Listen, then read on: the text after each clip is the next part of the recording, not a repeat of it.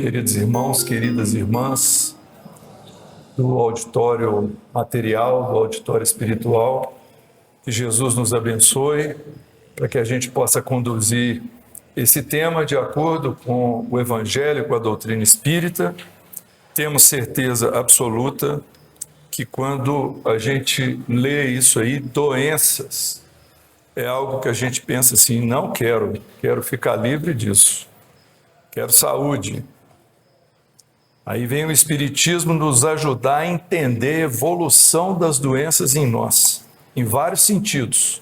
Então nós não temos formação médica, psicólogo, psiquiatra, nada disso. Tudo que nós vamos falar aqui está na codificação, está nos livros do Emmanuel, do André Luiz, nessa boa literatura espírita, né? Muitos outros livros que nós nos baseamos para poder trazer o tema para a nossa reflexão. Então vamos começar avaliando ali o ser humano, união do elemento material com o elemento espiritual. Quantos de nós, antes de adentrarmos a doutrina espírita, não tínhamos essa segurança que nós somos corpo e espírito? Pode ser que ainda tenham alguns irmãos e irmãs aqui com essa percepção, que nós somos uma coisa só. O corpo movimentando, pensando, ou seja, eu sou meu corpo. Mas, na verdade, são dois elementos. Nós temos um elemento material e um elemento espiritual que trabalham juntos, né? Então, a nossa constituição é espírito, corpo astral ou perispírito, que nós vamos falar um pouquinho mais adiante, e o corpo físico. E todos esses elementos têm que estar saudáveis para nós afirmarmos que estamos com saúde.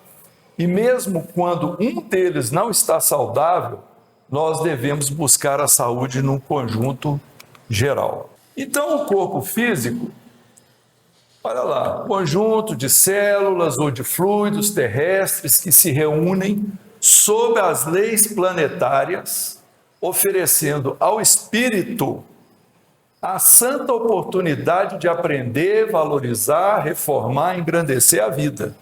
Olha a visão do corpo físico segundo a doutrina espírita. Não é só a constituição material, é o objetivo dele também. É concessão da misericórdia divina para que a alma se prepare ante o glorioso porvir. Então é o primeiro presente que nós recebemos quando chegamos na Terra pelas vias da reencarnação, da mamãe e do papai. Nós chegamos aqui e ganhamos um corpo. O corpo já foi projetado no campo espiritual antes da gente se fazer presente aqui. Há todo um processo reencarnatório que envolve inúmeras entidades e toda uma inteligência divina para que a gente possa reencarnar e cumprir a nossa missão. Então somos espíritos imortais, dispondo na Terra por algum tempo desse instrumento de trabalho para a manifestação do nosso espírito no mundo material. Aí a gente nota com muita clareza esse tipo da dificuldade que os desencarnados que não tiveram esse conhecimento, quando eles se despertam no campo espiritual e vêm manifestar nas reuniões mediúnicas, eles não conseguem entender quando a gente fala que eles já pereceram, que o corpo já morreu. Não, eu estou aqui, eu estou falando com você, como é que eu morri? Porque não consegue compreender que o espírito é imortal, que morreu foi o corpo. Aí muitas vezes recebem a visita de uma avó, da mãe, do pai, de uma tia, de um amigo, vão lá na reunião mediúnica para poder conversar com eles e ajudá-los. Ele fala, olha, meu avô está aqui, mas ele morreu tem tantos anos. Aí começa a pensar, não, realmente não morreu não, morreu foi o corpo, ele está vivo. E é assim que a gente precisa compreender a vida. Então, santificar o corpo é cuidar dele, é uma forma de honrar a Deus, agradecendo pelo patrimônio que nos concedeu para nosso aprendizado e evolução. Agora vamos falar do perispírito. O que será que é o espírito, hein? É difícil de explicar. O Livro dos Espíritos fala que é uma chama, uma centelha, porque o espírito, ele não tem uma constituição material conhecida. Ele tem um atributo importante, que é a inteligência. Mas materialmente, nós não sabemos o que é o espírito. O que nós sabemos é que para o nosso espírito, qualquer espírito, comunicar com o corpo, ele precisa de um intermediário. E esse intermediário se chama perispírito, que é o nome proposto pelo Kardec.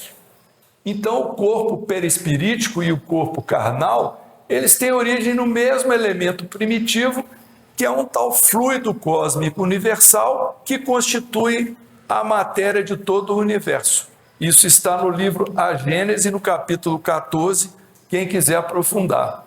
Então, o perispírito ou corpo fluídico é a condensação desse fluido cósmico em torno do foco de inteligência ou da alma. Na verdade é o seguinte, quando nós desencarnamos, nós deixamos o corpo na região material. Ou vai ser sepultado ou vai ser cremado, que muita gente até está preferindo a cremação. Muito bem, mas quando a gente adentra o campo espiritual, quando nós desligamos do corpo, a gente não chega lá só espírito, não é só aquela centelhazinha, não. A gente chega com o perispírito. E o perispírito nos acompanha pela evolução toda, até mesmo quando a gente atingir o patamar de espírito puro, nós teremos o tal do perispírito. Ele é que define a nossa forma humana. Ele é um intermediário entre o espírito e matéria, e a matéria é muito grosseira para que o espírito atue diretamente nela. Então, o espírito comanda, o perispírito age no corpo físico. Agora, isso aqui é muito interessante. O pensamento do encarnado, ele atua sobre os fluidos espirituais, como dos desencarnados, e se transmite de espírito a espírito pelas mesmas vias e, conforme seja bom ou mal, saneia ou vicia os fluidos ambientes. Ele está querendo dizer aí o seguinte, que o nosso pensamento, quando o pensamento é bom, positivo, ele saneia o nosso próprio perispírito, porque o perispírito ele é feito de fluido, e um fluido recebe a impressão do pensamento. Quando o pensamento é ruim, e nós projetamos esse pensamento às vezes sobre outra pessoa, ele vem também sobre nós. Então, as pessoas que têm pensamento negativo, sempre pensando coisas ruins, elas estão prejudicando a si próprias, não apenas no campo mental, estão trabalhando no próprio perispírito e alterando ali o equilíbrio dos chakras, dos centros de força, que a palestra aqui não permite que a gente adentre detalhes, mas tem cursos aqui na casa para explicar a questão do perispírito, não é? Então, vejam bem, a saúde, e agora nós vamos entrar então na saúde, ela é um estado completo de bem-estar físico, mental e social, e não apenas ausência de doença ou enfermidade. Essa é a definição da Organização Mundial de Saúde, OMS. O entendimento é esse. Não é só problema no corpo, não. É mental também e social. Isso define a saúde. Então, o bem-estar físico é o funcionamento adequado do corpo, o bem-estar mental ou psicológico, o equilíbrio emocional, e o bem-estar social, a qualidade das relações sociais. O cuidado com a saúde envolve a pessoa como um todo, corpo, mente e sociedade. E no Espiritismo nós vamos agregar o elemento espiritual, que dentro do enfoque da Organização Mundial de Saúde não abordou o espiritual. Não falou do perispírito, não falou do nosso espírito. Então isso a gente vai ver aqui na doutrina espírita. No Espiritismo, o conceito de saúde é mais amplo que o adotado pela ciência material, porque considera o ser humano como um espírito imortal, temporariamente ligado a um corpo físico. Então nós recebemos aquele corpo lá no nascimento e vamos deixar ele aqui e ir embora quando chegar a hora da desencarnação. Como é que vem esse corpo? Ele vem trazendo todas as nossas necessidades para o aperfeiçoamento a partir daquela rodada da reencarnação. Então, muitas vezes, por exemplo, nós vamos ter na programação reencarnatória algumas enfermidades pelas quais nós vamos ter de passar por elas. Elas surgiram do nada, foi azar, foi maldição divina, Deus não olhou para mim e me trouxe esse problemão aqui? Não. Tem a ver com o nosso passado espiritual, tem a ver com a nossa ficha, com o nosso prontuário, com aquilo que a gente tem que reparar dessa vez, não é? A gente gosta de citar um livro do Emmanuel, que é um livro de bolso pequenininho, assim, chamado Leis de Amor, que fala só sobre isso. Um exemplo, pessoas maledicentes, pessoas que gostam de falar mal, falam por hábito, apontam os defeitos, etc., sem saber, estão perturbando, desajustando, desequilibrando um centro vital que a gente tem aqui, ou chakra, chamado laríngeo, que é responsável por essa nossa parte respiratória, a parte da fala, não é? Então, quando a gente passa a vida como maledicentes, nós perturbamos o nosso centro vital laríngeo. O perispírito vai lá para o campo espiritual, fica esperando a próxima reencarnação. Quando chega na hora de reencarnar, é o perispírito que vai moldar o próximo corpo. Então, nós voltaremos com problemas de fala ou com problemas respiratórios, com bronquites crônicas ou gagos. Tem vários exemplos aí de situações que essas enfermidades não vêm para punir, elas vêm para ajudar ao aperfeiçoamento do espírito, para o espírito valorizar aquilo que ele não valorizou na outra encarnação. E no final, lá na frente, ele vai entender o que ele fez e por que ele teve de passar por aquilo. Então, há toda uma lógica divina, todo um processo muito bem estruturado para nos ajudar. Olha que coisa mais maravilhosa essa definição de saúde que o Emmanuel dá no livro O Consolador. O livro Consolador é uma obra que eu considero ela uma leitura obrigatória. É importante para a gente entender o que o Emmanuel falou a respeito do Espiritismo como ciência, filosofia e religião. Foram perguntas estruturadas por pessoas escolhidas, sei lá na década de 50, 60, fizeram várias perguntas para o Emmanuel respondeu e foi tudo estruturado nesse tripé, ciência, filosofia e religião. Então, na parte que cabe aí a questão da ciência, né? Em face dos esforços da medicina, como devemos considerar a saúde? Emmanuel diz aqui, para o homem da Terra, a saúde pode significar equilíbrio perfeito dos órgãos materiais.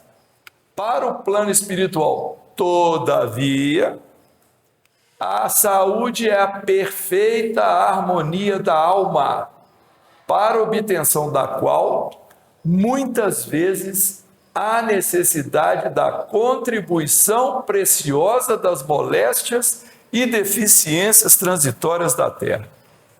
O Emmanuel disse assim, olha, para o homem encarnado, saúde é estar com o corpo funcionando perfeitamente.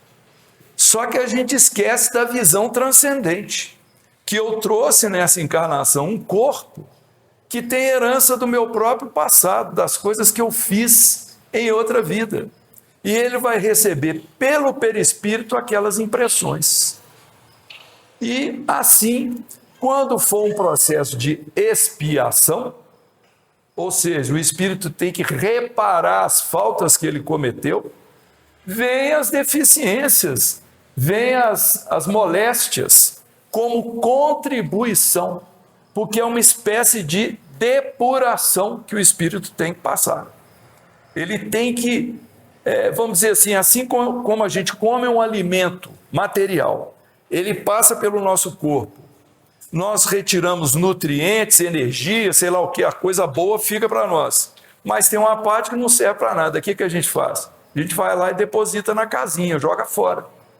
Então assim é um alimento material. O alimento espiritual, que é o que a gente aprende, os valores, a moral, as leis, né? As leis de Deus, quando a gente não consegue absorver isso direito e nós praticamos o mal, seja de propósito ou por ignorância, nós temos coisas a depurar que estão no perispírito.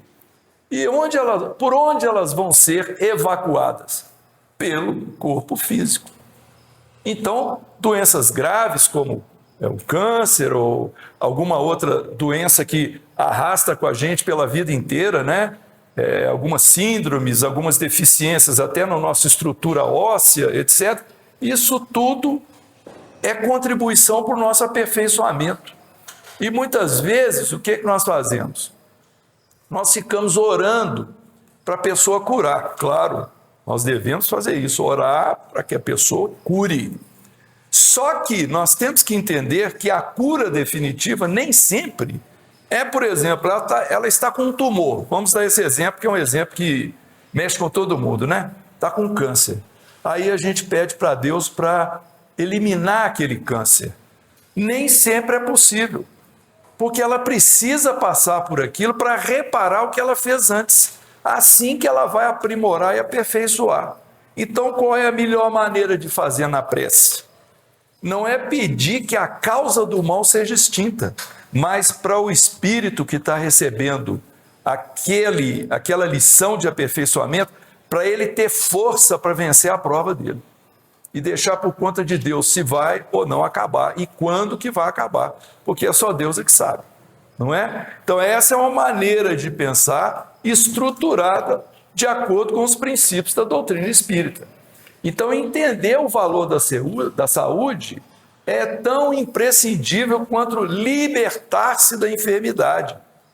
E há criaturas, nós, né, doentes, que lastimam a retenção no leito, reclamam que estão adoecidas, que estão no leito, não porque desejam renovar concepções acerca dos sagrados fundamentos da vida, mas porque por se sentirem impossibilitadas de prolongar os próprios desatinos. Fica querendo renovar logo, ficar livre da doença para voltar a fazer as coisas erradas que estavam fazendo. Ou seja, às vezes a doença, o que nos joga, a enfermidade nos joga na cama, para a gente parar e pensar o que a gente fez, né? Se a gente tem abusado de alguma coisa. E muitas vezes a gente quer passar pela enfermidade para ficar bom, para ir lá cometer os vícios novamente. É isso que o Emmanuel estava nos dizendo aqui. Aí tem algumas definições para doença: falta ou perturbação da saúde, vícios, problemas de ordem social, estado da alma. Mas vamos ver aqui as causas das doenças, porque isso são coisas sobre as quais nós podemos atuar pensando no nosso futuro. Qual que é a diferença de pensar no futuro pela visão espírita? É que quando eu penso no meu futuro pela visão espírita, eu tenho que me imaginar fora do meu corpo atual, vivendo lá no plano espiritual e depois retornando em outro corpo. Esse que é o meu futuro. O meu futuro não é essa vida até o momento que eu morrer, não. Essa que é a diferença. Então essa convicção, ela vem com o tempo, com o raciocínio, com o aprendizado. Eu estou pensando num dos fundamentos da doutrina espírita que se chama vida futura. Então a conduta de hoje repercute no mal que eu possa receber ainda hoje. Ainda hoje. Se eu cometer abusos gastronômicos ou tóxicos com o meu corpo, o que eu vou adquirir ainda nessa vida? Eu vou adquirir doenças no corpo físico, lesões mentais, uma série de coisas, uma série de problemas, ou no aparelho respiratório. Tem vários pontos do corpo que podem sofrer com as minhas atitudes de hoje, conduta de hoje. Agora, de vidas anteriores, muitas vezes, a gente traz aqui e dali, por exemplo, lesões que restringem. Eu não consigo ter filho, eu não consigo caminhar direito, eu não consigo enxergar a luz, eu não ouço bem. Quando eu falo de um jeito esquisito, porque eu tenho um problema nasal ou uma gagueza, alguma coisa assim. Tudo isso originado do comportamento que eu tive na vida anterior. Então eu volto com lesões não é? Ou a questão das depurações que nós falamos já, né? Que vem de vidas anteriores. Agora, existem doenças que nós adquirimos por via indireta. Influenciação de outras pessoas nos trazendo pavores, irritação, ou a pessoa, né, agindo com pavor, com irritação, com maus exemplos. A questão dos processos obsessivos, que nós preferimos falar daqui um pouquinho, numa outra lâmina que nós trouxemos. Nós somos afetados pelo impacto dos próprios pensamentos e atitudes. Quantas pessoas estão passando pelo grande mal da atualidade que se chama depressão? Depressão. Eu não trabalho em hospital psiquiátrico nem em consultório de psicologia, mas a gente vê as questões da depressão afetando muitos irmãos e irmãs e não conseguem encontrar solução, porque às vezes não tem essa percepção transcendente da vida, as questões que extrapolam essa vida atual, a questão da nossa missão, do nosso objetivo nessa encarnação, que nós vamos ter que passar pela dor, porque a dor faz parte do processo evolutivo. É diferente passar pela dor e passar pelo sofrimento. A dor vai acontecer. Se nós temos entendimento sobre isso, que é assim que vai ser, eu vou aceitar e pronto.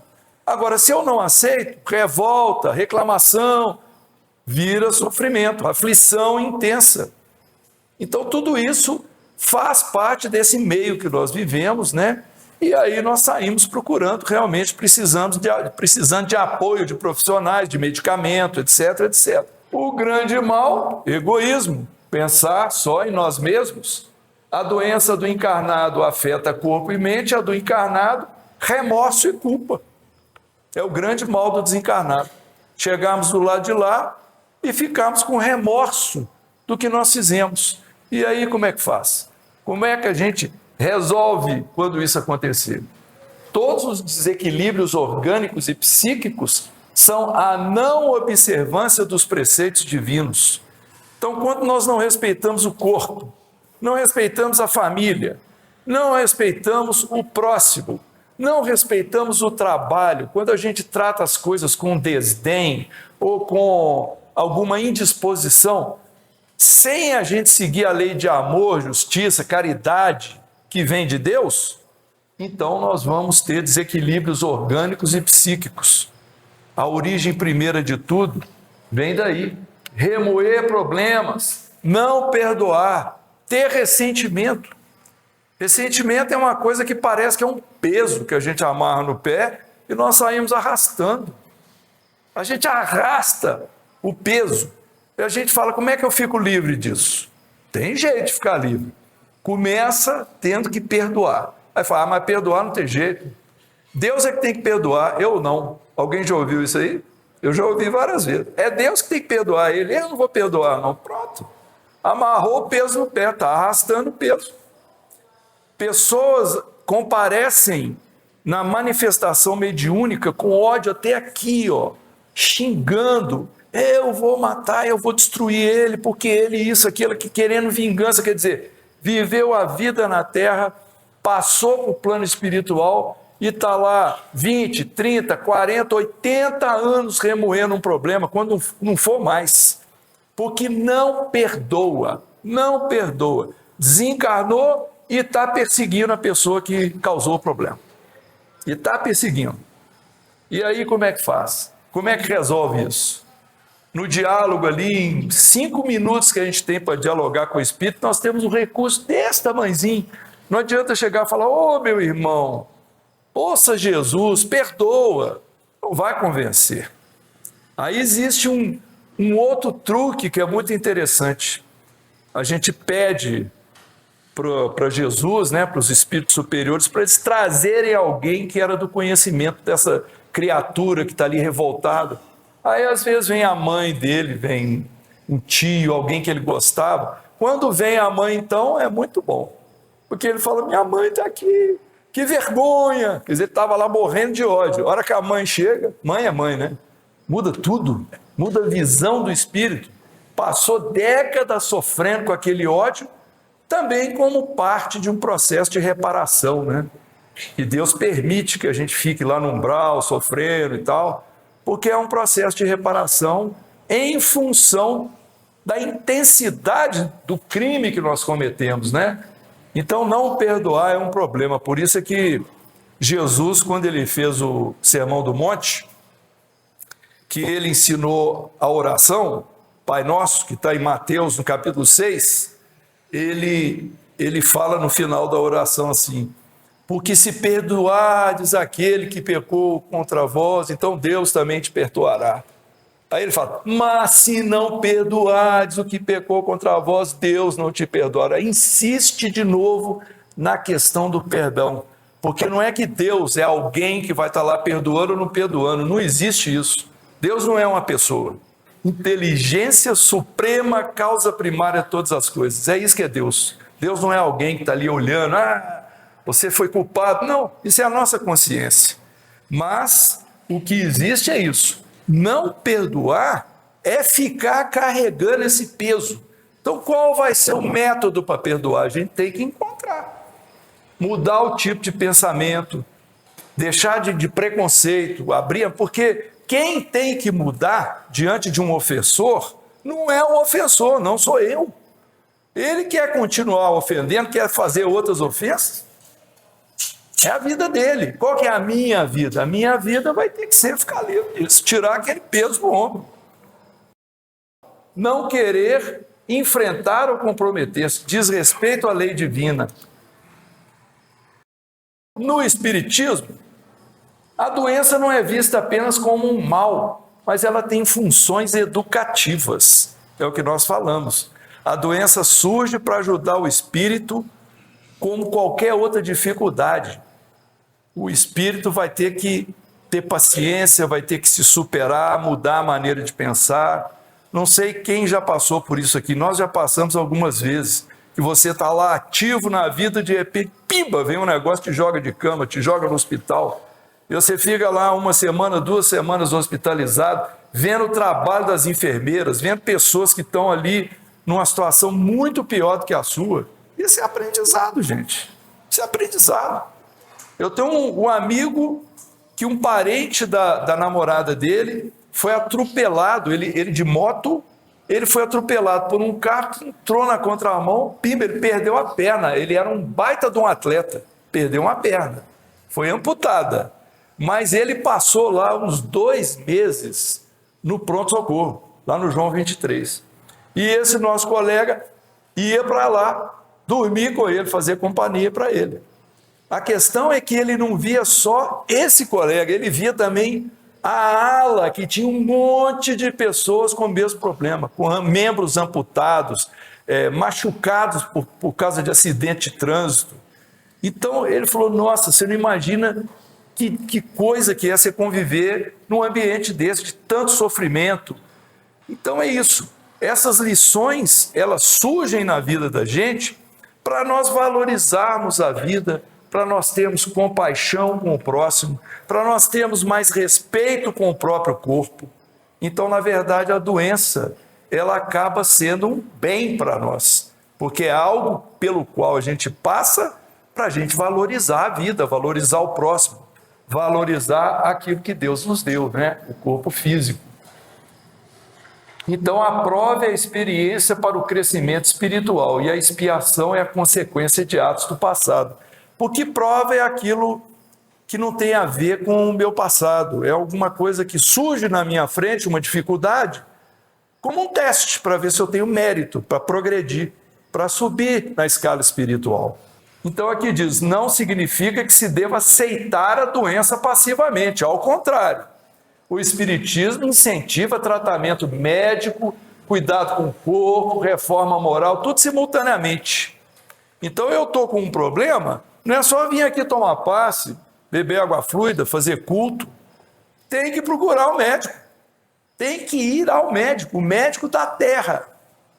Se tiver preferência por um médico espírita, ótimo, né? Durante a consulta vai poder ter uma conversa agradável com ele lá sobre o espiritismo.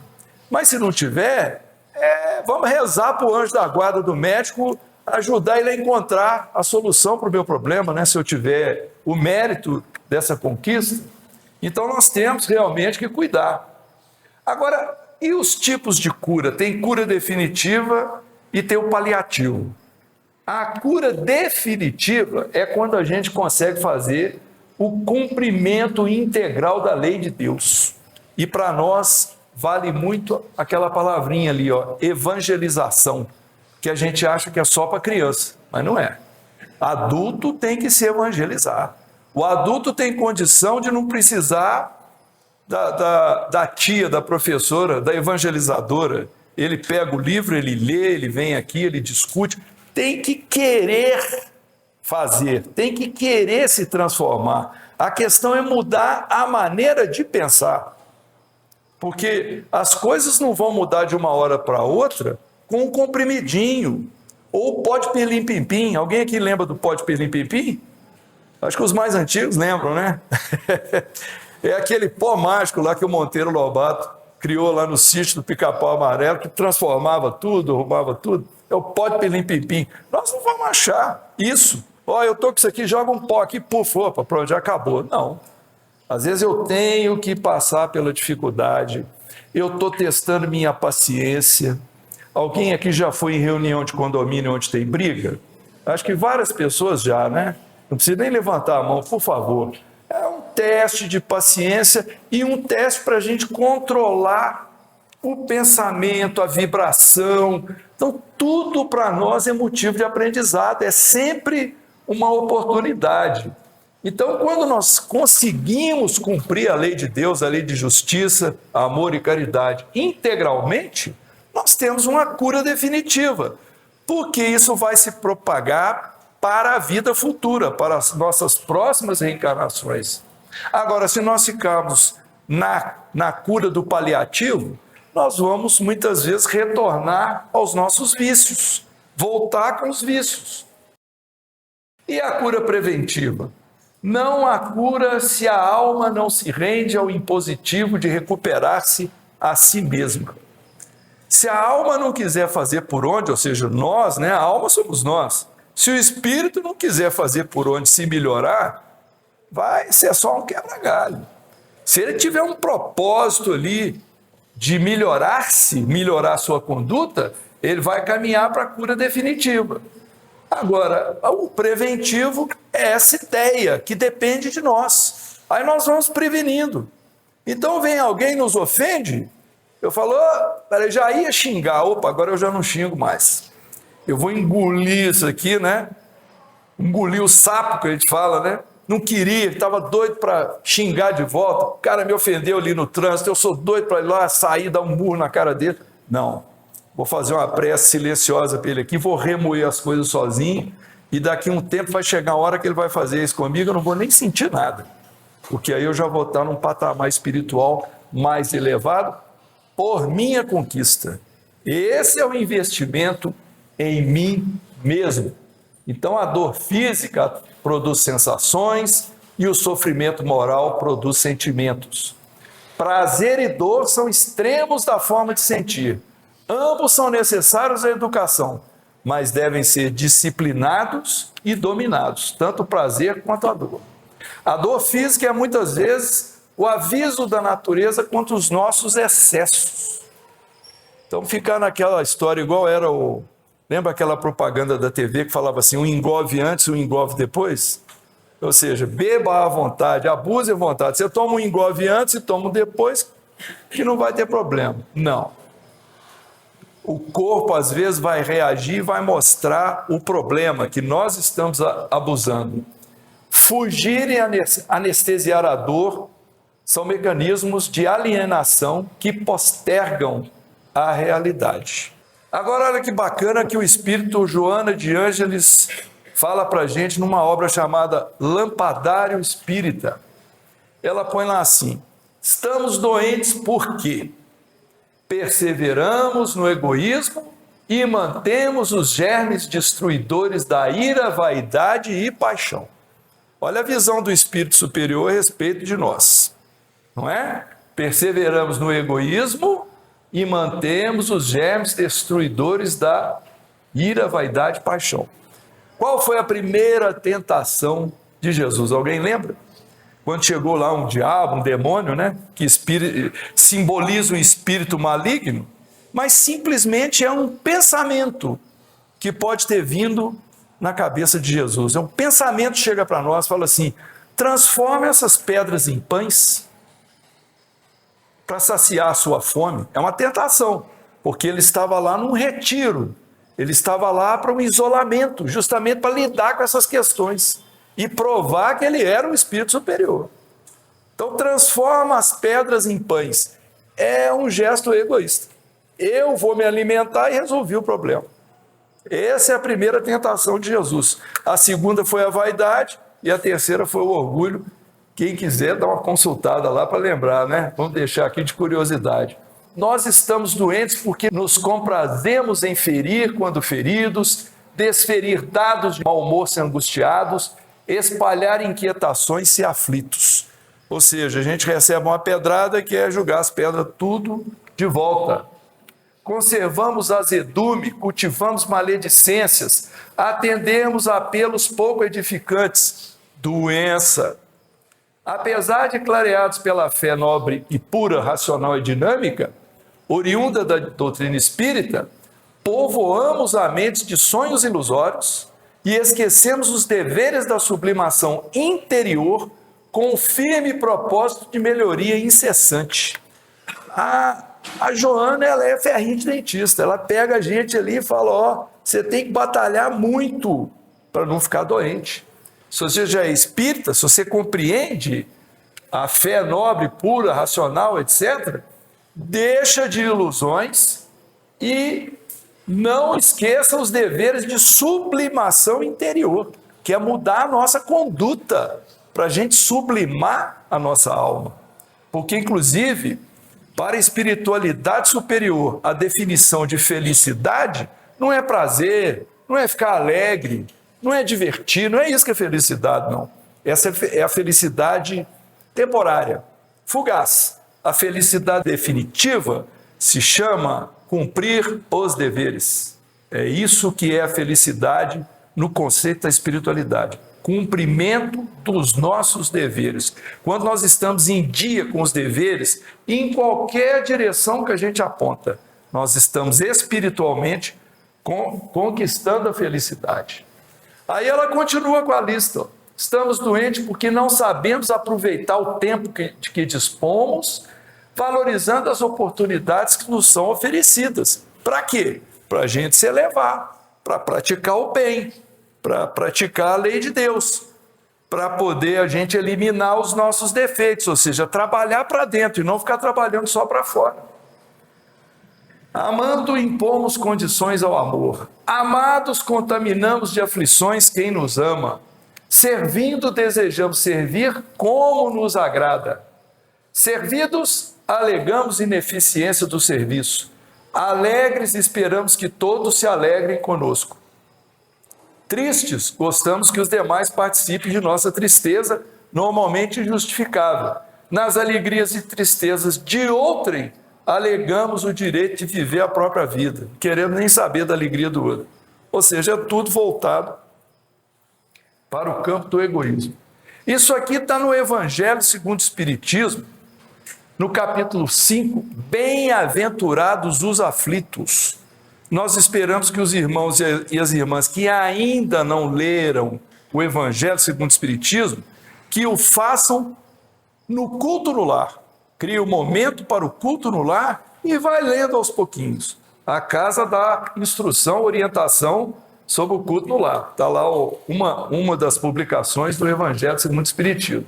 Uma vez um amigo meu da igreja evangélica falou assim: vocês têm um evangelho lá, um evangelho do Espiritismo? Eu falei: nós temos um evangelho segundo o Espiritismo que tem as mesmas palavras, lições, etc. de Jesus, só que com a ótica espírita, de reencarnação, da gente trabalhar o íntimo, da gente se melhorar, da gente trabalhar o perdão das ofensas e tudo mais, né, da caridade. Esse que é o nosso evangelho, com as mesmas lições de Jesus, porque o Espiritismo foge das questões ritualísticas e dogmáticas. Aqui não tem nada que vamos dizer assim, de ritual que a gente faça para sair daqui melhor.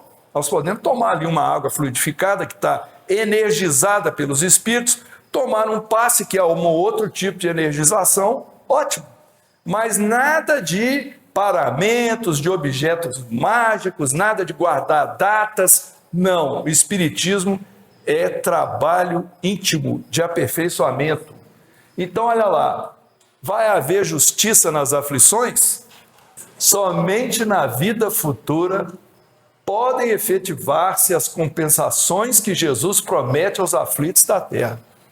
Não é? Bem-aventurados os que choram, falou Jesus, né? Bem-aventurados sois vós quando vos perseguirem, vos maltratarem. Você fala assim, mas como? Por que eu sou feliz? Porque a compensação não é nessa vida, é em outra. Aí nós temos que fazer o exercício da fé, a fé na vida futura. As vicissitudes da vida derivam de uma causa, e como Deus é justo, a causa tem que ser justa. E quem que é o proprietário dessa causa? Eu mesmo, não é o outro, não, sou eu. Eu é que fiz e estou recebendo de volta. Então, causas atuais das aflições. Isso é fácil, não precisa nem ler aqui. Eu cometo um abuso gastronômico, eu ofendo alguém, sou demitido da empresa, não é? Ou sou agredido, então eu posso ter um membro do corpo ferido, alguma coisa assim, que fui eu que provoquei. Causas atuais das aflições. Eu não consegui manter um relacionamento amoroso porque eu não fui uma pessoa digna da outra, né? Maltratei, etc. A pessoa se afastou de mim. Estou dando exemplos aqui da minha cabeça. São causas de aflições atuais. Agora, as causas anteriores, o homem nem sempre é punido ou punido completamente em sua existência atual, mas não escapa às consequências de suas faltas.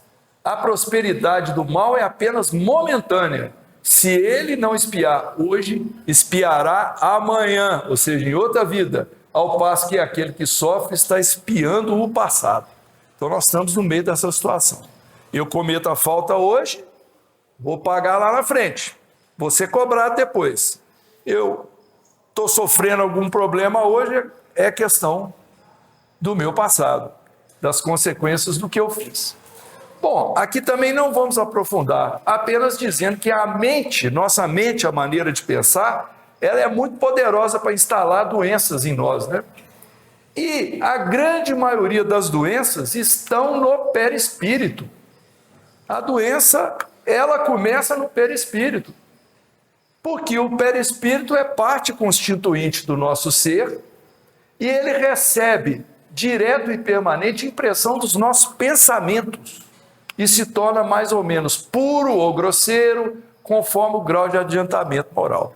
Então, quando a gente pensa coisas boas, quando nós temos mais tempo para oração, para essa conexão com o espiritual, nós estamos saneando o próprio perispírito. Ele vai funcionar melhor, ele vai ficar mais limpinho, mais clarinho. Mas se eu estou na base da ofensa, da agressão, da inveja, da vingança, pensamentos sombrios, os chakras, funcionamento dos centros vitais ficam completamente desequilibrados. E os fluidos que são corrompidos pelo pensamento, eles atuam sobre o perispírito. E o perispírito reage sobre o organismo material. É assim que a gente transfere uma doença da minha atitude, pensamento do espírito, para o corpo físico. Mediunidade é uma faculdade que todos nós temos. Alguns a têm com maior ostensividade. Conseguem ver espíritos, conseguem ouvir espíritos, conseguem sentir o toque dos espíritos, conseguem sentir o odor que vem do plano espiritual. São médiuns ostensivos, mas existem vários tipos de mediunidade. Uma delas é a intuitiva, é a mediunidade que a gente recebe comunicação pelo pensamento. E a gente fica achando muitas vezes que o pensamento é nosso, mas não é. Eu tive uma ideia genial. A ideia veio do Espírito para nós. Então, cuidado com esse orgulho aí, né? Por exemplo, penso eu que gênios da humanidade, como Einstein e outros que fizeram grandes descobertas, eles foram intuídos para poder chegar àquela conclusão, porque tem coisas que parece que foi um milagre. Como é que esse cara teve essa ideia, né? O Einstein era um contador, ele era contador. Então, a gente tem que entender essa relação entre o plano superior e a nossa função aqui na Terra, né? Agora, no passado, muitas pessoas foram internadas e isoladas em hospícios pelo simples fato de serem médiums, com vidência e audiência. Muitos espíritos manifestam na reunião mediúnica assim.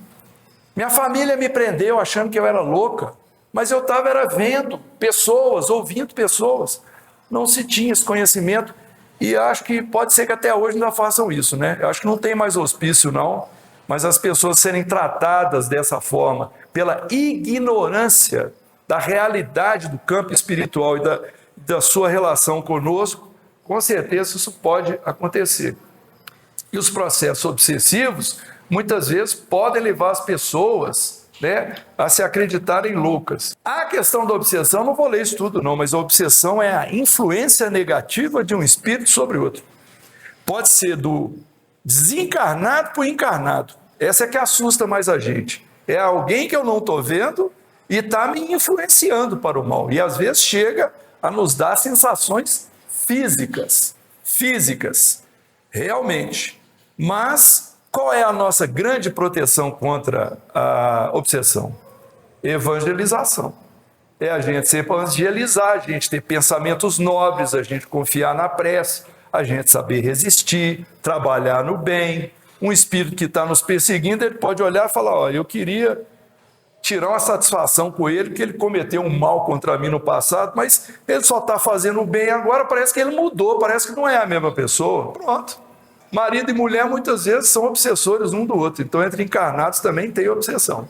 É um querendo o mal do outro, né? Perante a doença, Jesus curou muitos enfermos e recomendou-os de modo especial aos seus discípulos, mas não se esqueceu de recomendar-lhes a procura do reino de Deus. Não vou estender, mas procura do reino de Deus não é um lugar, eu quero ir para o paraíso, não é isso não.